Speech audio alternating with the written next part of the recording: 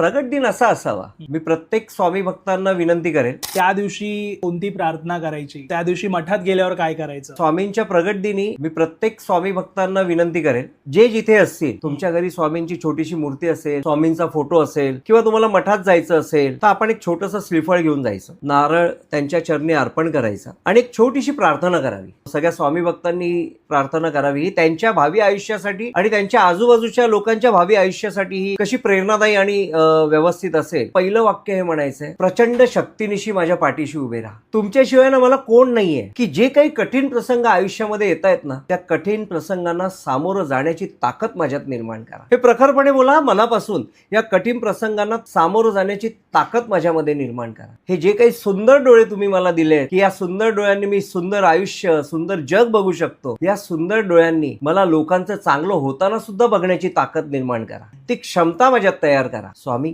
तुम्ही जसं माझं कल्याण करता तसं माझ्या नातेवाईकांचं, माझ्या आजूबाजूच्या माझ्या मित्रांचं, माझ्या सगळ्या मित्र परिजनांचं, यांचं सुद्धा कल्याण करा. स्वामी, जे काही तुम्ही हे हात दिलेत, या हातांनी जेवढे काही सत्कर्म करता येतील ती प्रचंड ताकद या हातात द्या. ही एवढी ताकद या हातात द्या की या हातांनी एवढे सत्कर्म होतील की त्या सत्कर्मांची गिनती माझ्याकडे राहिली नाही पाहिजे.